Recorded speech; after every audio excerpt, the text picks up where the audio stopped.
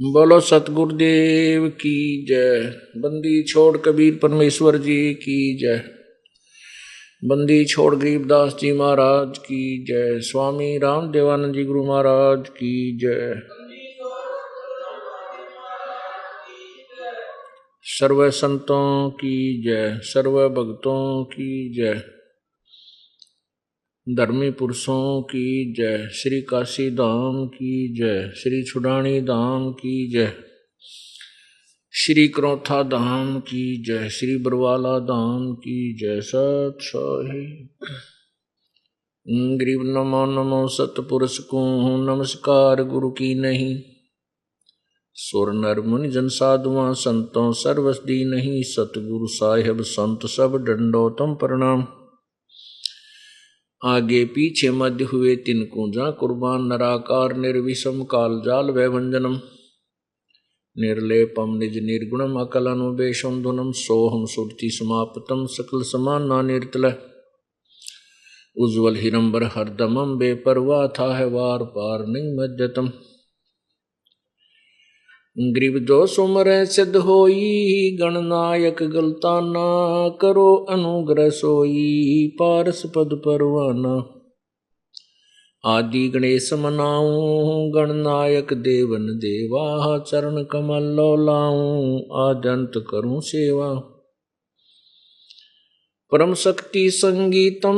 रिधि सिद्धि दाता सोई। अवगत गुण अतीतम सत्य पुरुष निर्मोही। जगदम्बा जगदीशम मंगल रूप मुरारी। तन मन अर्पूं शीसम भक्ति मुक्ति भंडारी।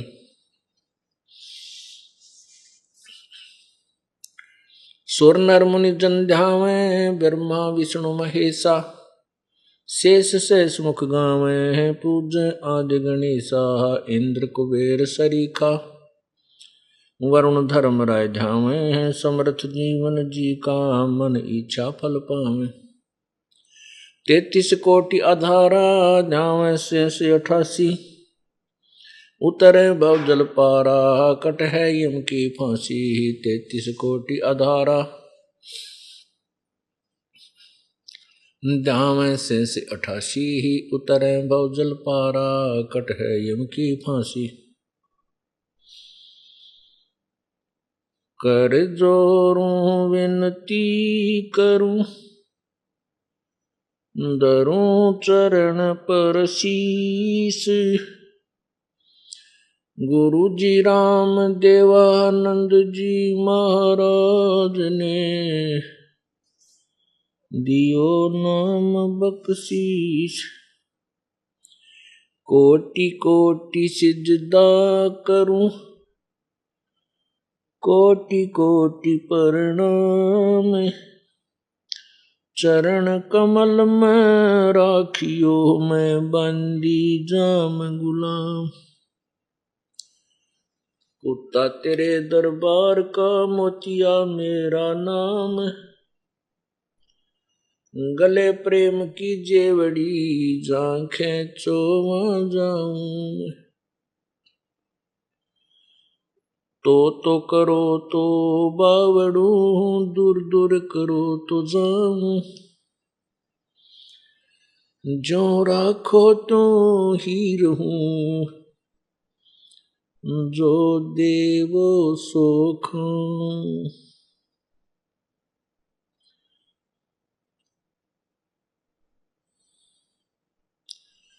जय इब के सतगुरु मिले। सब दुख आँखों रोए। चरणों ऊपर शीश धरूं। कहूं जो कहनी हो। कबीर गुरु जी मिलेंगे। पूछेंगे कुशलात। आद्य अंत की सब कहूं। अपने दिल की बातें गुरु जी तुम ना भूलियो। चाहे लाख लोग मिल जाएं।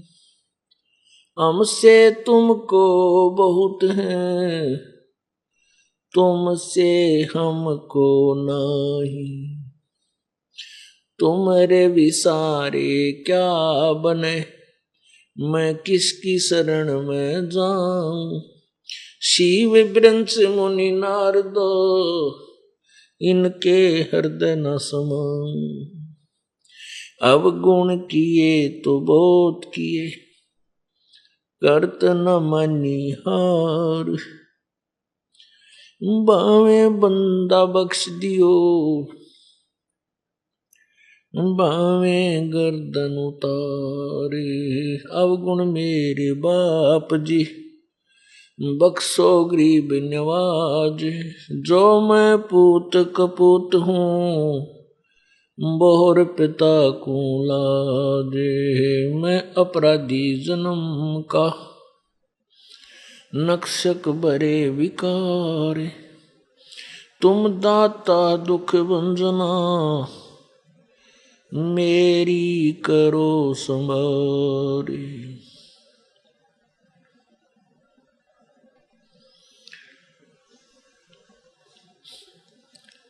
बंदे तू कर बंदगी, जय चावे दीदारे। अवसर मानुष जन्म का, भाई मिले न बारंबार।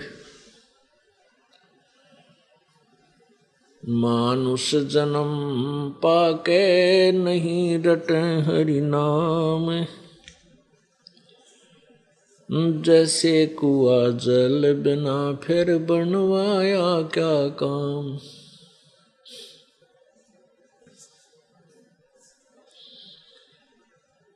राम नाम रटते रहो जब तक घट में प्राण। कबहू तो दीन दयाल के बिनक पड़ेगी कान।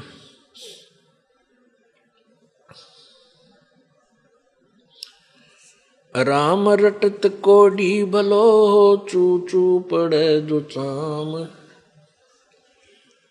ये सुंदर शरीर किस काम का, जा मुख नाही नाम।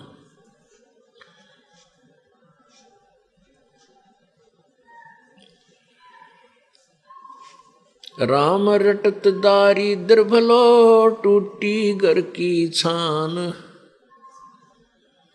वो सुंदर महल किस काम के, जहाँ भक्ति नहीं भगवान।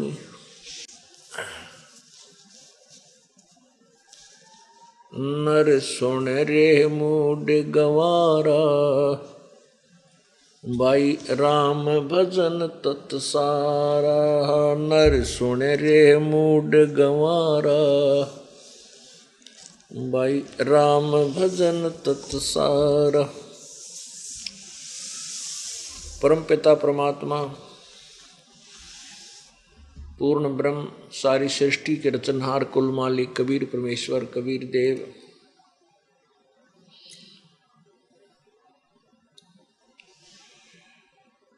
कालजाल में फंसी हुई अपनी प्यारी आत्माओं को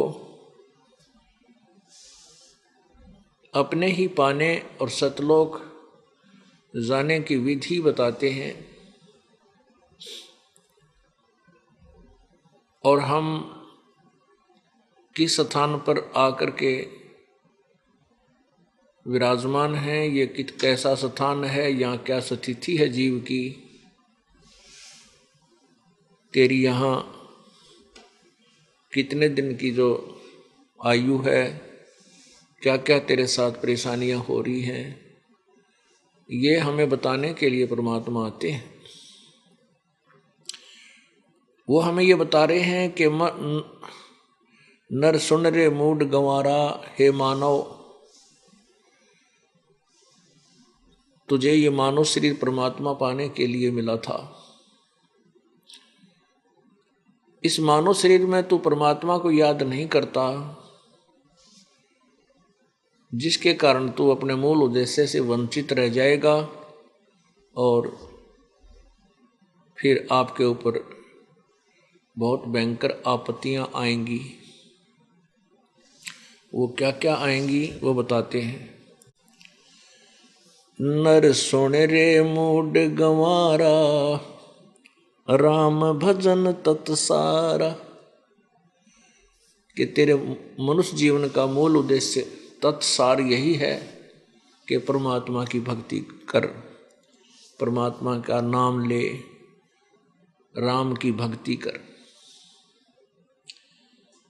अब हमने सबसे पहले तो ये डिसीजन लेना है, ये निर्णय करना है कि कौन से राम की भक्ति करें जिससे हमारा पूर्ण मोक्ष हो और जन्म मृत्यु का ये झंझट समाप्त हो।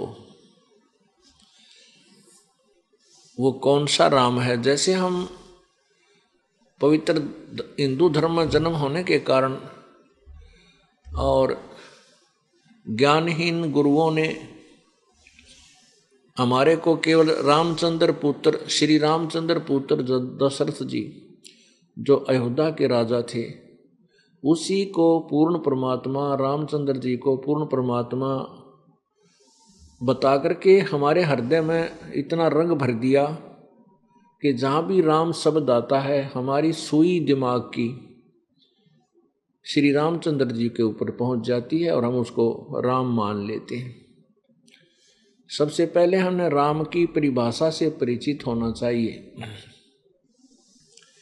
राम एक भक्ति बोधक शब्द है। इसे राम कहो, अल्लाह कहो, गॉड कहो, रब कहो। जैसे चाहे साहब कहो, जैसे हम साहब बोलते हैं अधिकतर कबीर, तो साहब शब्द राम ही समझो। ये एक शक्ति बोधक शब्द है, उपमात्मक शब्द है। जैसे एक स्टेट में छोटे अधिकारी भी साहब कहलाते हैं, जैसे छोटे से हवलदार साहब, इंस्पेक्टर साहब, SHO साहब, फिर DSP साहब, फिर SP साहब, फिर IG साहब, फिर DG साहब, फिर गृह मंत्री साहब, और फिर मुख्यमंत्री साहब, उसके बाद प्रधानमंत्री साहब, उसके बाद राष्ट्रपति साहब। ये सभी साहब कहलाते हैं, लेकिन इनकी शक्ति में बहुत अंतर है। इसी प्रकार श्री रामचंद्र जी विष्णु अवतार थे और विष्णु जी भी साहब हैं, भगवान हैं, राम हैं, शक्ति युक्त हैं। वो केवल एक ब्रह्मांड के अंदर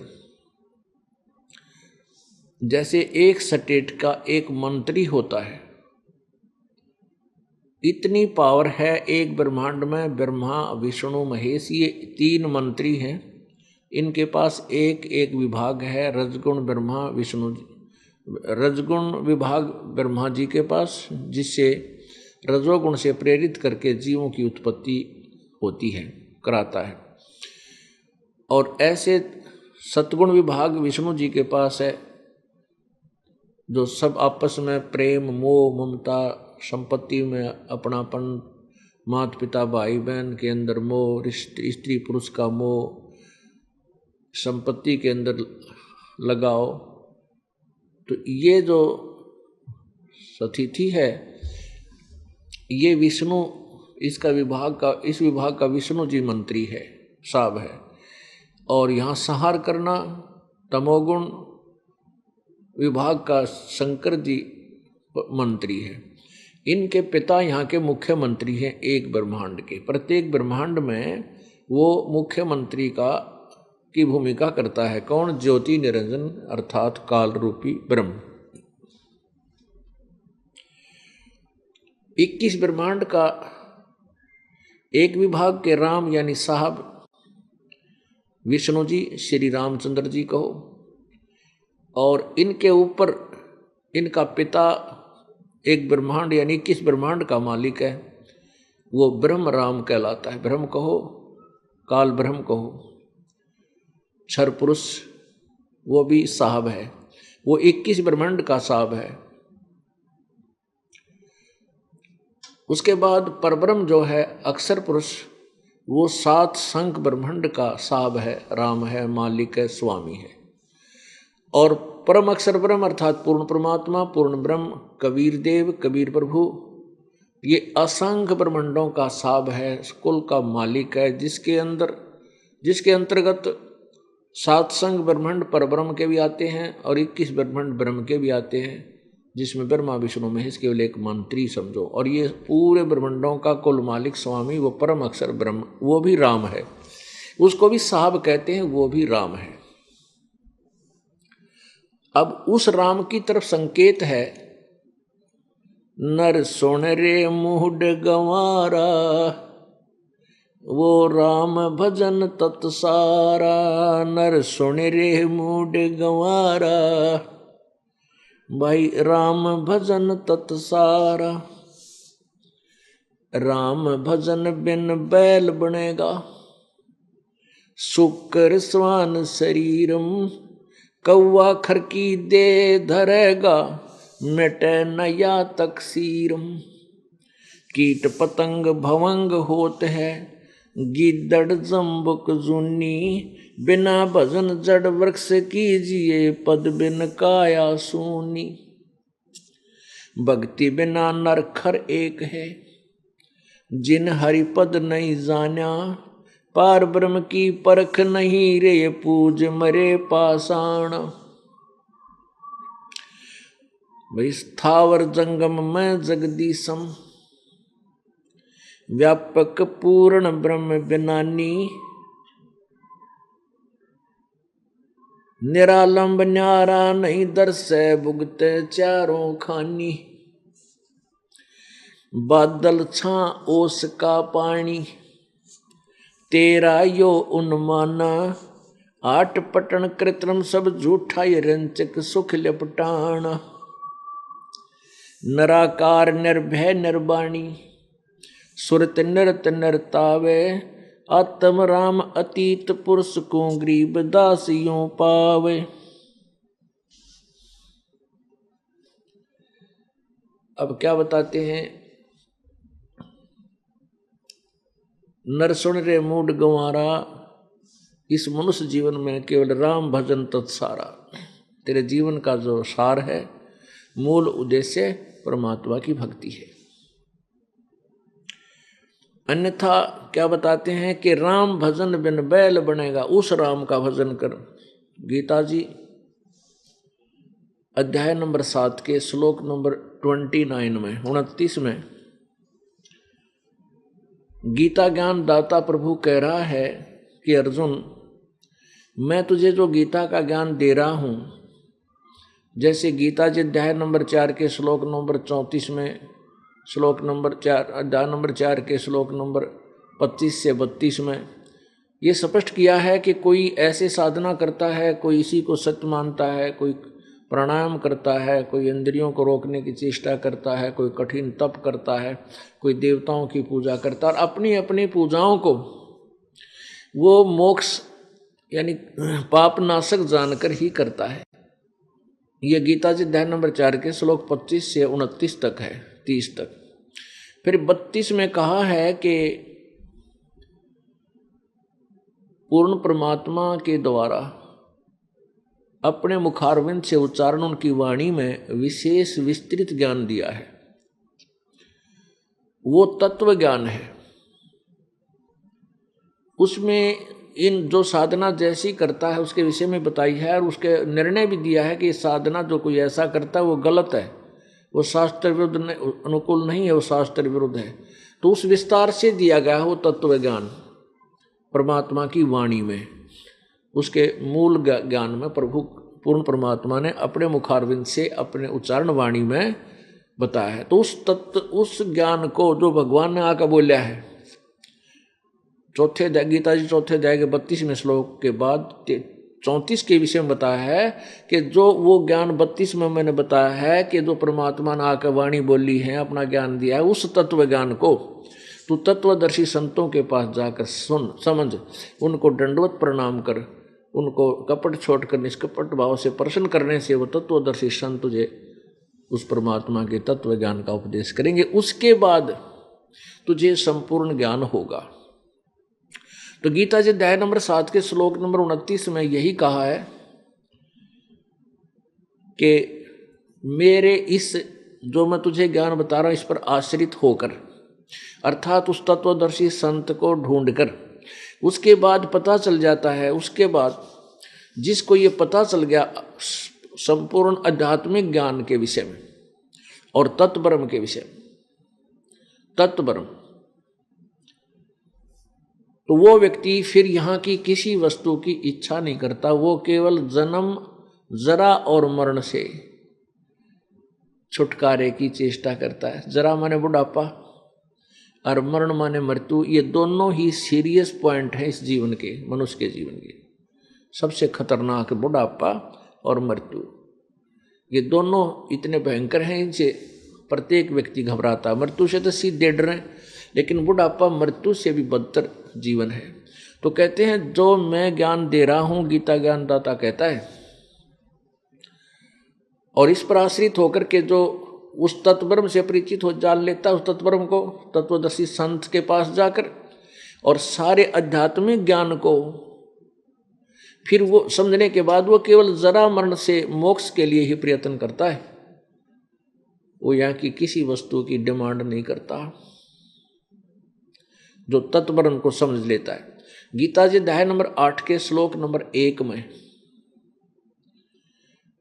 अर्जुन ने पूछा परमात्मा किम तत्ब्रह्म, हे पुरुषोत्तम, यानी कृष्ण पुरुषोत्तम मान रहा था अर्जुन, तो कहते हैं हे पुरुषोत्तम वो किम तत्ब्रह्म, वो तत्ब्रह्म कौन है, फिर कहाँ है वो, उस तत्ब्रह्म के बारे में कैसे पता लगे, वो कौन है तत्ब्रह्म। गीता जी अध्याय नंबर 8 के श्लोक नंबर 3 में कहा कि वो परम अक्षर ब्रह्म है।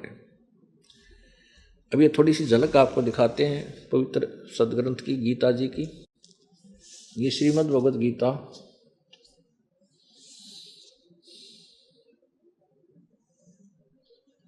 जय दयाल गोविंद का गीता प्रेस गोरखपुर से प्रकाशित है।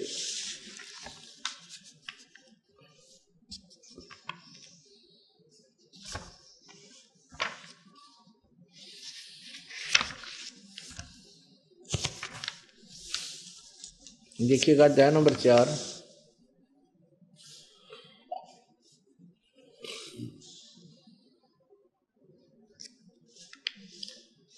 और इसका श्लोक नंबर 25। ये श्लोक नंबर 25, इसमें क्या कहा है कि कोई किसी प्रकार साधना करता है, कोई किसी प्रकार।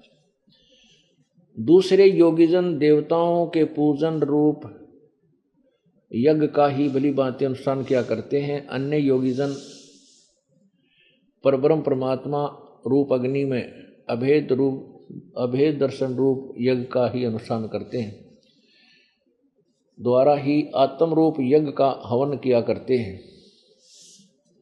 यानी कोई हवन करता है, कोई कुछ करता है, करते हैं। ये 26 में आपने देखा, हवन किया करते हैं। अन्य योगीजन श्रोत्र यानी कान आदि समस्त इंद्रियों को संयम रूप अग्नि में हवन किया करते हैं, यानी आंख कान बंद करके साधना करते हैं। दूसरे योगीजन शब्द आदि यानी विषय विकारों से समस्त विषयों को इंद्रिय रूप अग्नि में हवन किया करते हैं। 27 में कहा है दूसरे यानी अन्य कुछ ऐसे करते हैं, अन्य ऐसे करते हैं। योगीजन इंद्रियों की संपूर्ण क्रियाओं को और प्राणों की समस्त क्रियाओं को ज्ञान से प्रकाशित आत्म संयम योग अग्नि रूप हवन अग्नि में हवन क्या करते हैं। कई पुरुष द्रव यज्ञ संबंधी यज्ञ करने वाले हैं, यानी भंडारे भंडोरे करते हैं, दान दून करते हैं धन से। तब कुछ कितने ही तपस्या यज्ञ रूप यज्ञ करने वाले कुछ तपस्या करते हैं, तो दूसरे कितने ही योग रूप यज्ञ करने वाले कुछ योग साधना करते हैं। कितने ही अहिंसावादी तीक्ष्ण व्रतों से युक्त प्रयत्नशील पुरुष स्वाध्याय रूप ज्ञान यज्ञ करने वाले। कहने का भाव ये है कि कुछ तो जैसे ये आपने देखा होगा मुंह का पट्टी बांध कर पैरों में से नंगे घूमते हैं। कहते कठिन अहिंसा, यानी हमारे से कोई जीव हिंसा ना हो जा, इस तरह की कठिन साधना करते हैं, और कुछ ऊपर न पैर करके कोई साधना करते हैं, कोई देवताओं की पूजा करते हैं, कोई तपस्या करके। इन सभी साधनाओं को, अपनी साधनाओं को ये पाप नाशक जानकर ही करते हैं। देखो अब 29-30 में, दूसरे कितने ही योगीजन अपान वायु में प्राण वायु को हवन करते हैं, वैसे अन्य योगी प्राण वायु में अपान वायु को हवन करते हैं। अन्य कितने ही नियमित आहार करने वाले यानी अल्पाहारी हैं। प्राणायाम प्राणायाम पुरुष और प्राण और अपान की गति को रोककर प्राणों में ही हवन किया करते हैं। ये सभी साधक यज्ञों द्वारा नाश कर देने वाले यज्ञों को जानने वाले हैं। इनका इसका अर्थ ये है, ये 25 से 30 आपको सुना दिया कि ये सभी साधना जो कर रहे हैं ये अपनी साधनाओं को पाप नाशक जानकर करते हैं। अब आगे देखो 32 में क्लियर किया है कि उस परमात्मा के द्वारा अपने मुखारविंद से उच्चारण जो मूल ज्ञान है, तो ये सभी बता रहे हैं कि कुछ ऐसे साधना करते हैं, कुछ ऐसे साधना करते हैं, लेकिन उस पूर्ण परमात्मा के द्वारा अपने मुखारविंद से बोली गई वाणी में, उस मुख्य ज्ञान में, तत्व ज्ञान में, ये सब प्रकार का ज्ञान बताया गया है। उसमें विस्तृत जानकारी है उस तत्व ज्ञान में। उसी के विषय में 34वें श्लोक में कहा है कि उनके पास जा, उन तत्वदर्शी संतों से जो इस परमात्मा द्वारा उच्चारण ज्ञान को जानते हैं, यानी उस वाणी को जानते हैं। अब देखना अध्याय नंबर 4 का ये 32, अब श्लोक 32 देखो। 31 में तो ऐसे लिखा है कि ऐसे इस सत्साधना करने से मोक्ष कैसे होती है। देखना इस प्रकार बहुत तरह के यज्ञ वेद की वाणी लिख दी। इन्होंने अज्ञानियों ने अनुवाद करना नहीं आया और अपनी अच्छी सोच से गीता के ज्ञान का डंगा कर दिया, कुबाड़ कर रखा, सारा उल्ट सुलट कर दिया। अब ब्रह्मणे मुखे, अब देखना इसमें हम संस्कृत पढ़ेंगे। ब्रह्मणे मुखे, इन्होंने ब्रह्मणे का अर्थ कर दिया वेद की, मुखे वाने वाणी में। अब हम ब्रह्मणे का अर्थ ढूंढते हैं, क्या है ब्रह्मणे। इसके विषय में आपको 17वें अध्याय का इन्हीं के द्वारा अनुवादित 17वें अध्याय का 23वां श्लोक इसको स्पष्ट करेगा। यहाँ ले चलते हैं, ये देखिएगा अध्याय नंबर 17 श्लोक नंबर 23। ओम तत्सत इति निर्देश है ब्रह्मण तिर्विद समर्थ ब्राह्मणा तेन वेदा च यगा च विहिता पुरा। ये क्या है? ओम तत्सत इति निर्देश है ब्रह्मण तिर्विद समर्थ है। अब ब्रह्मणे का अर्थ यहाँ देखो, यहाँ देखो ओम तत्सत ऐसे 3 प्रकार। ब्रह्मणे माने सच्चिदानंद घन ब्रह्म का, सच्चिदानंद घन ब्रह्म का। अब ब्रह्मणे का अर्थ है सच्चिदानंद घन ब्रह्म। ये देखिए सच्चिदानंद घन ब्रह्म, तो यहाँ ब्रह्मण का अर्थ हम ब्रह्मणे का अर्थ यहाँ लिख लेते हैं, इसको ठीक करेंगे। अब ब्रह्मणे का अर्थ है सच्चिदानंद घन ब्रह्म की, सच्चिदानंद घन ब्रह्म अर्थात पूर्ण परमात्मा की वाणी में। बस सीधी सी बात होगी। यहाँ ब्रह्मणे का अर्थ लिख दो सच्चिदानंद घन ब्रह्म अर्थात पूर्ण ब्रह्म की वाणी में, परम अक्षर ब्रह्म की वाणी में विस्तार से कहे गए हैं। यज्ञ अनुष्ठान, बहुत प्रकार के अनुष्ठान उस पूर्ण परमात्मा की वाणी अर्थात तत्व ज्ञान में विस्तार से कहे गए। उन सब को तू कर्म जान, यानी कर्म से काम करते करते करने से, या कर्म जान माने करने से ही होंगे, ये समझो, इसका अर्थ ये है। और जान, इस प्रकार तत्व से जानकर उन अनुष्ठान द्वारा तू कर्म बंधन से सर्वथा मुक्त हो जाएगा। यानी तत्वदर्शी उस परमात्मा के इस सच्चिदानंद घन ब्रह्म की वाणी में, यानी पूर्ण परमात्मा के मुख्य ज्ञान में, उस तत्व ज्ञान में जो लिखा है उसके द्वारा साधना करने से तो कर्म बंधन से सर्वथा मुक्त हो जाएगा, तेरा पूर्ण मोक्ष हो जाएगा। अब देखो इसके बारे में लिखा है 34 में। 33 में क्या कहा है ये अध्याय नंबर 4 का श्लोक 33 में कहा है कि हे परंतप अर्जुन, द्रव्य में यज्ञ की अपेक्षा ज्ञान यज्ञ अत्यंत श्रेष्ठ है। कि जैसे कोई धन से भंडारे करता है, कोई कंबल बांट देता है, कोई गौ दान कर देता है। इस का अर्थ ये है कि तो अपने मनमुखी कोई कैसा ही दान करता है, कोई कैसे दान कर रहा है।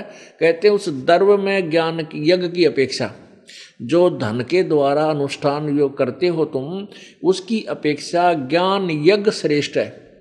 यानी पहले ज्ञान समझ और फिर दान धर्म कर।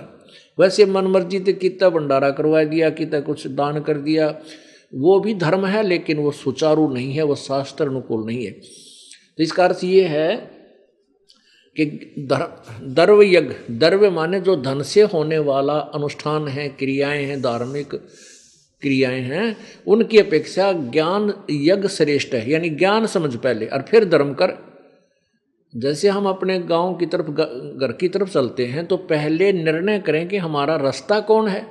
वैसे किसी तरफ स्पीड से चल पड़ेंगे, उधर रास्ता हमारा गांव के घर की तरफ जा नहीं रहा, वो रास्ता तो व्यर्थ है। पहले जानकारी प्राप्त करके तेरे घर को, गांव को जाने वाला रास्ता कौन सा, फिर चल स्पीड से, फिर चल उस तरीके से उसी। तो इसका अर्थ ये है कि ज्ञान यज्ञ से, द्रव्य यज्ञ से, धन से होने वाले अनुष्ठान द्रव्य यज्ञ कहलाते हैं। ज्ञान यज्ञ श्रेष्ठ है। देखो ये चौथे अध्याय का 33वां श्लोक है। हे परंतु अर्जुन, द्रव्य में यज्ञ की अपेक्षा ज्ञान यज्ञ अत्यंत श्रेष्ठ है। यावन मात्र संपूर्ण क्रम ज्ञान में समाप्त हो जाते हैं। आगे देखो, ये ज्ञान तत्व ज्ञान की तरफ संकेत है, जो चौथे अध्याय के 32वें श्लोक में कहा। उसी के विषय में कहा है 34 में, चौथे अध्याय के 34वें श्लोक में। ये चौथा अध्याय श्लोक 34। उस ज्ञान को तू तत्वदर्शी ज्ञानियों के पास जाकर समझ। कौन से ज्ञान को? जो चौथे अध्याय के इस 32वें में कहा है। ये चौथे अध्याय के जो 32वें में कहा है कि इस प्रकार बहुत तरह के यज्ञ ये ब्रह्मण का अर्थ गलत है। सच्चिदानंद घन ब्रह्म अर्थात पूर्ण परमात्मा की वाणी में विस्तार से कहे गए हैं। उन सबको तू मन, इंद्री और शारीरिक क्रियाओं द्वारा संपन्न होने वाले जान। कर्म जान माने काम से, करने से पूरे होते हैं, करने पड़ेंगे वतन जान। इस प्रकार तत्व से जानकर उनके अनुष्ठान द्वारा तू कर्म बंधन से सर्वथा मुक्त हो जाएगा।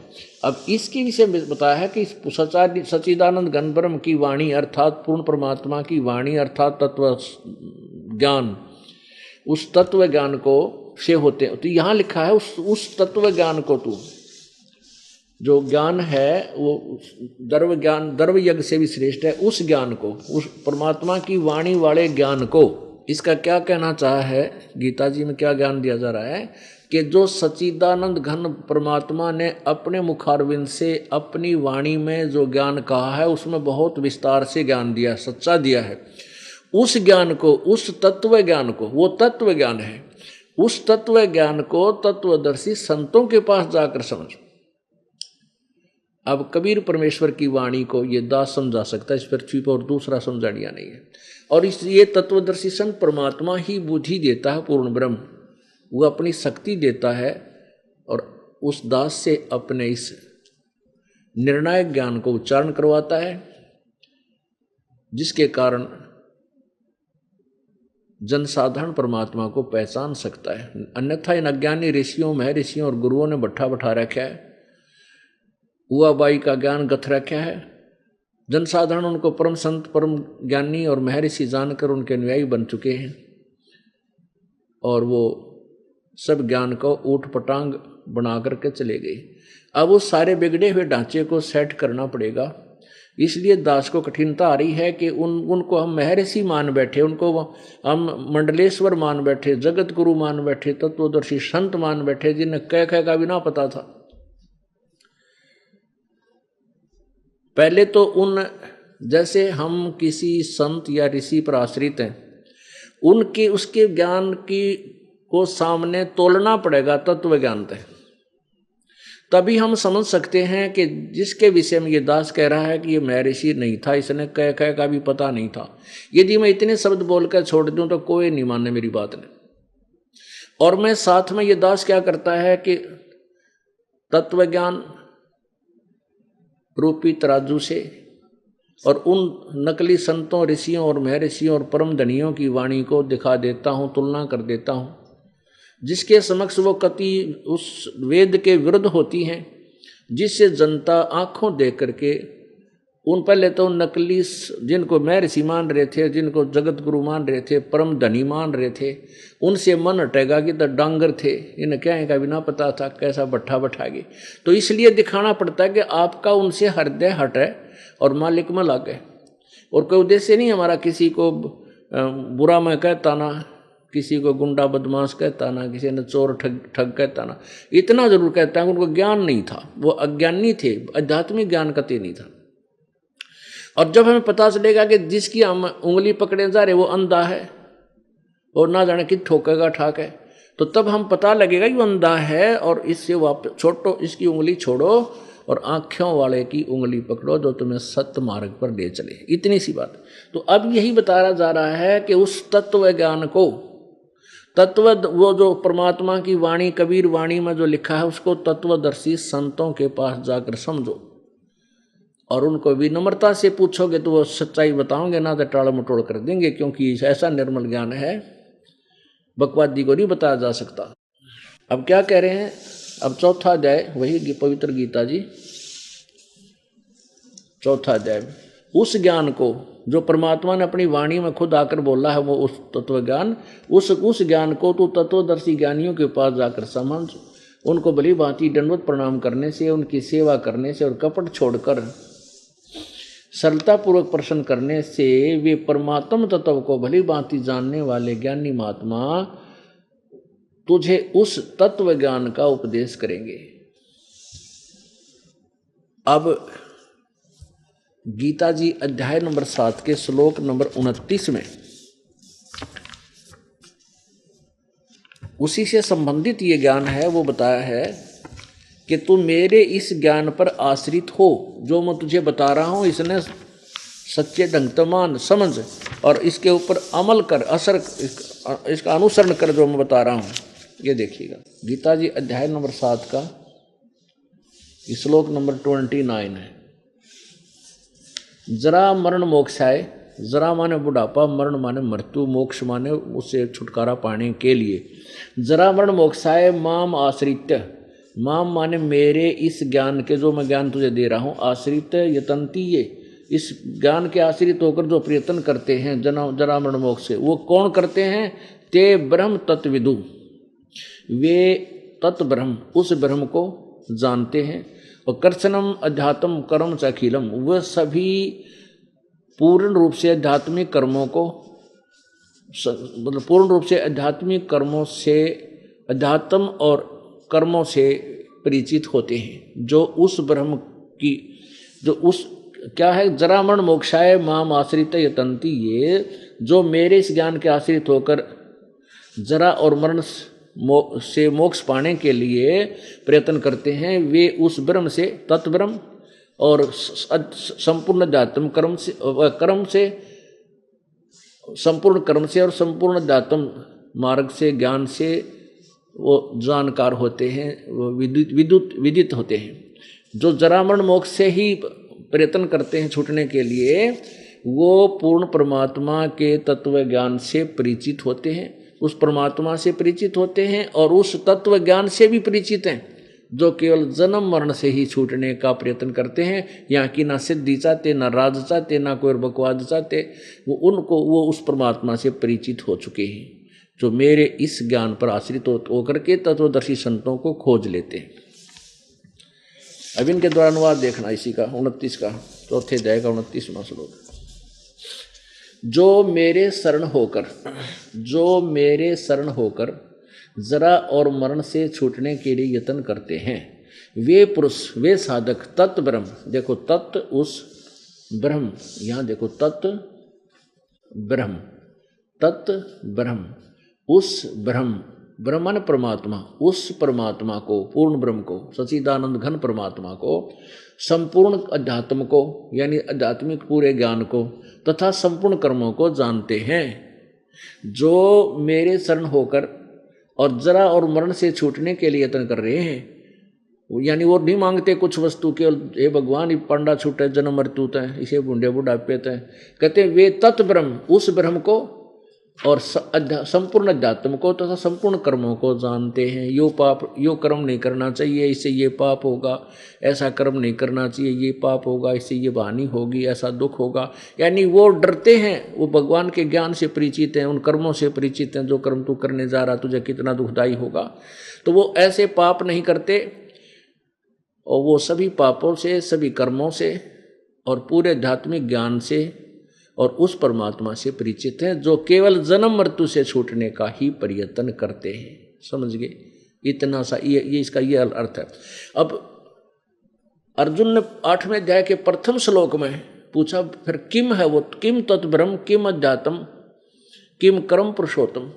ये के है वो परमात्मा कौन है, तत्ब्रह्म कौन है, और क्या क्या क्या यू अध्यात्म कर्म है, क्या अधिभूत है, ये मुझे सारा बता। ये देखिएगा आपने ये 7वें अध्याय का 29वां श्लोक देखा, इसमें 30 ही श्लोक है, ये 30वां या समाप्त हो जाता है। जो पुरुष अधिभूत अधिदेव सहित तथा अधियज्ञ के सहित सबका आत्म रूप मुझको अंतकाल में बजते हैं, वे युक्त चित्त वाले मुझे ही जानते हैं।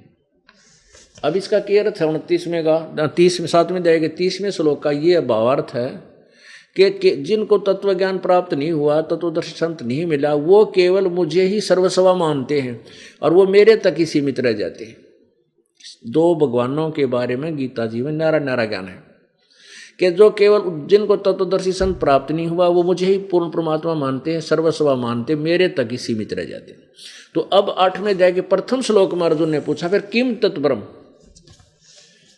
ये अथ 8वां अध्याय प्रथम मंत्र, किम तत्ब्रह्म, किम अध्यात्म, किम कर्म पुरुषोत्तम, अधिभूतम च किम प्रोक्तम, अधिदेवम किम उच्यते। हे पुरुषोत्तम, वह ब्रह्म क्या है, अध्यात्म क्या है, कर्म क्या है, क्या कहा गया है, और अधिदेव किसको कहते हैं, आदि आदि। इसका उत्तर गीता ज्ञान दाता ने 3रे श्लोक में दिया है। 8वें अध्याय के ये 3रे श्लोक में उत्तर दिया है कि अक्षर ब्रह्म परमम, वह परम अक्षर ब्रह्म है। अक्षरम ब्रह्म परमम, वो परम अक्षर ब्रह्म है। कौन सा? जो 8वें अध्याय के प्रथम श्लोक में पूछा है, ये प्रथम श्लोक में पूछा है कि वह पुरुषोत्तम, वह ब्रह्म क्या है, इसके बारे में यहां उत्तर दिया है कि परम, ये 3रे मंत्र श्लोक में वह परम अक्षर ब्रह्म है। अब उसके विषय में ही क्योंकि ये जो वाणी है कबीर परमेश्वर द्वारा उच्चारित है, यानी परमात्मा कबीर जी द्वारा दिया हुआ ज्ञान है। गरीबदास जी, संत गरीबदास जी महाराज के अंतःकरण में मालिक ने फीड कर दिया। जैसे mobile to mobile message, mobile to mobile film fax हो जाती हैं, तो ऐसे ही परमात्मा ने अपना ज्ञान इस संत गरीबदास जी के हृदय में फैक्स कर दिया, उसको शिफ्ट कर दिया। फिर उसके बाद यही वाणी गरीबदास जी महाराज ने बोली है। तो वो क्या बता रहे हैं, नर सुन रे मूड गवारा, भाई राम भजन तत्सारा। कौन सा राम? वो ब्रह्म पूर्ण परमात्मा, उसकी भक्ति से ही छुटकारा होगा, जन्म मृत्यु मिटेगी। अन्यथा जो साधना तू करता है उससे जैसी क्रिया करेगा वैसा लाभ तो मिल जाएगा, लेकिन जन्म मृत्यु अर्थात ये कर्म का दंड समाप्त नहीं हो पाएगा।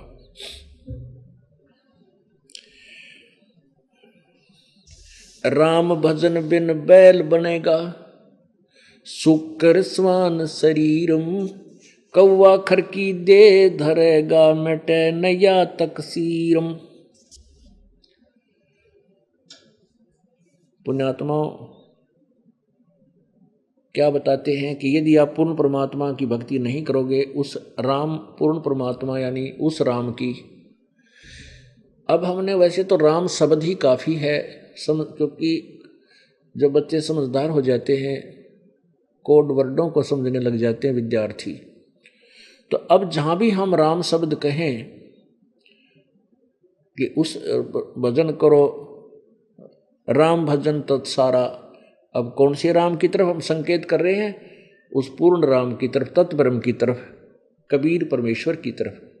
उसके भजन बिना, उसकी भक्ति के बिना हम अन्य साधना भी करते हैं, वो जैसे कर्म करेंगे वैसा ही फल होगा। पुण्यों का फल भी मिलेगा, पापों का भी मिलेगा।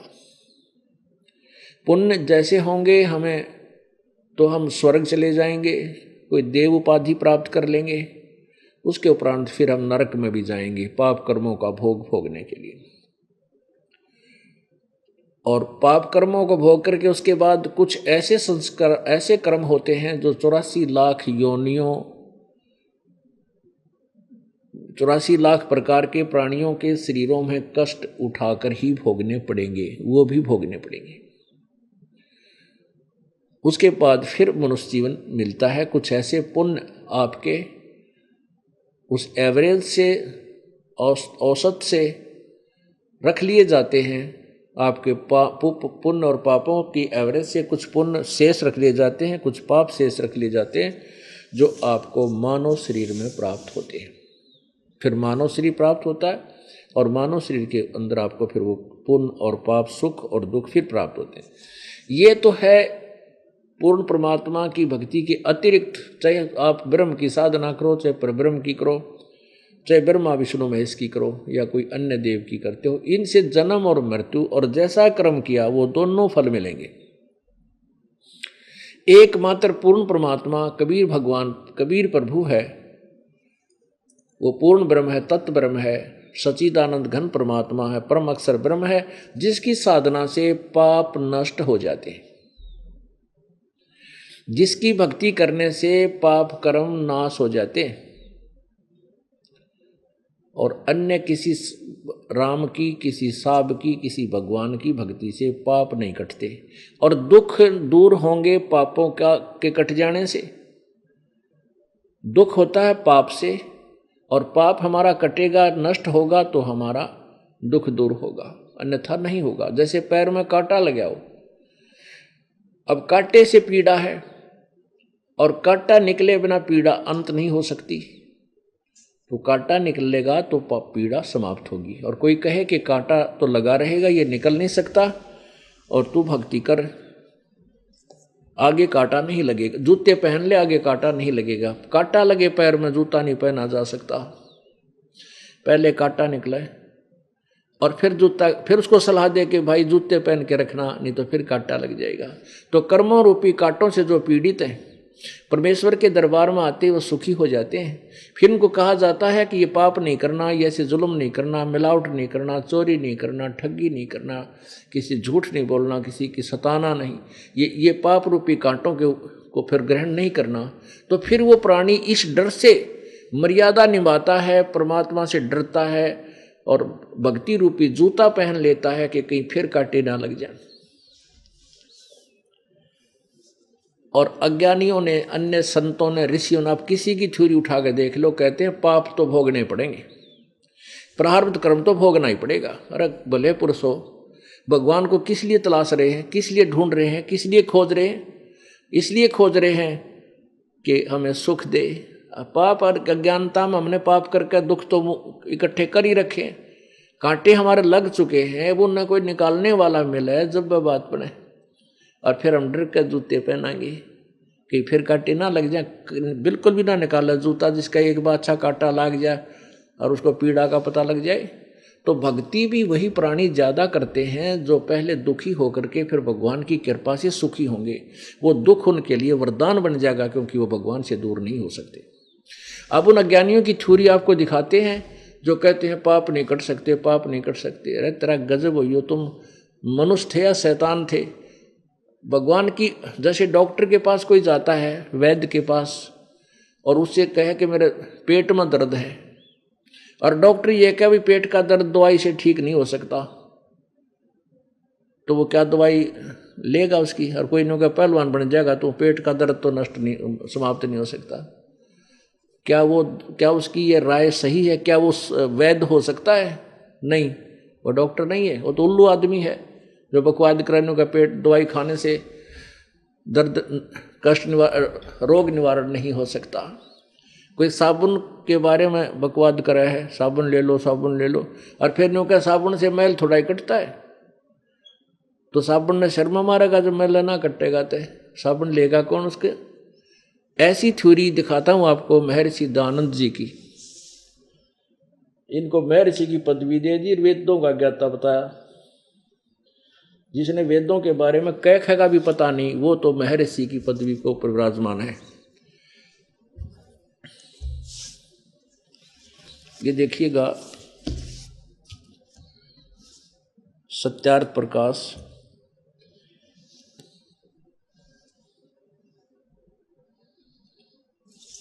ये देखो, ये स्वामी दयानंद जी का चित्र है, और ऐसे लगते हैं जैसे कति भगवान ते मिल लिए ये। और कितने अकड़ कर मानो इस तरह के बनावटी पोजों से प्रभावित होकर श्रद्धालु इन नकलियों के पीछे लागे।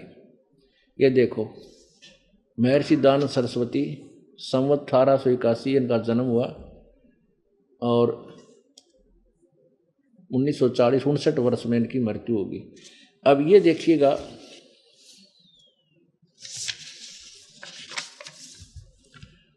अथय यानी प्रारंभ होता है यहां से, अथय सत्यार्थ प्रकाश है। वेद आदि विविध सद शास्त्र प्रमाण है। ओहो, लेखक महर्षि जी लिख रहा है सबसे पहले कि वेद आदि भिन्न भिन्न प्रकार के सद शास्त्रों के प्रमाणों से संविन्नता, यानी इसमें सहयोग से परम श्रीमत परमहंस परिव्राजकार आचार्य महर्षि, यहाँ से उपमा शुरू करी है महर्षि दयानंद को के ऊपर। श्रीमत परमहंस परिव्रजक का आचार्य महर्षि दयानंद सरस्वती स्वामी विरचित है। ये भी अब इसकी उपमा पढ़ते पढ़ता आ रहा आदमी, इतनी बड़ी लिख रखी है इस महर्षि के लिए। और लिखा है इसने कि वेद आदि विविध प्रकार के सद शास्त्रों के आधार से ये सत्यार्थ प्रकाश की रचना किसने की है? श्रीमत परमहंस परिव्रजकाचार्य महर्षि दयानंद सरस्वती स्वामी रवि रचित है। प्रकाशक है वैदिक यति मंडल, दयानंद मठ दीनानगर पंजाब से। यह देखना, प्रकाशक वैदिक यति मंडल दीनानगर, दयानंद मठ दीनानगर पंजाब से। कहाँ से छपा है ये? स्वामी ओमानंद सरस्वती के सहयोग से प्रचारार्थ लागत से भी कम 25 रुपये। ये कहाँ से छपा है? मुद्रक है आचार्य प्रिंटिंग प्रेस, दयानंद मठ गोहाना मार्ग रोहतक। दयानंद मठ गोहाना मार्ग रोहतक से ये छपा आचार्य प्रिंटिंग प्रेस से, और छपवाया प्रकाशक छपवाया इन है वैदिक यति मंडल दयानंद मठ दीनानगर वालों ने। अच्छा, इसमें देखिएगा 7वें समोल्लास में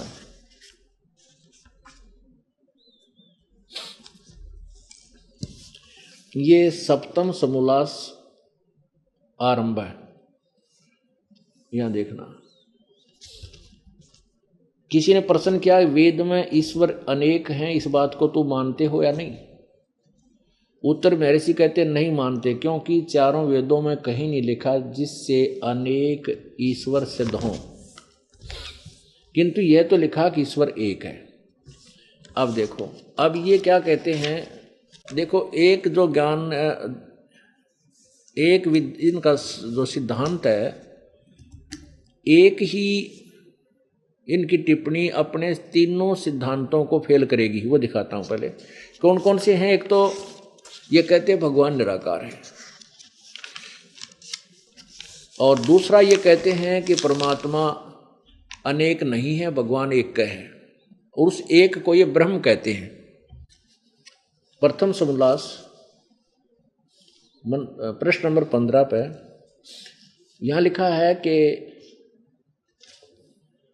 रक्षा करने से ओम, आकाशवत व्यापक होने से खम, और सबसे बड़ा होने से ईश्वर का नाम ब्रह्म है।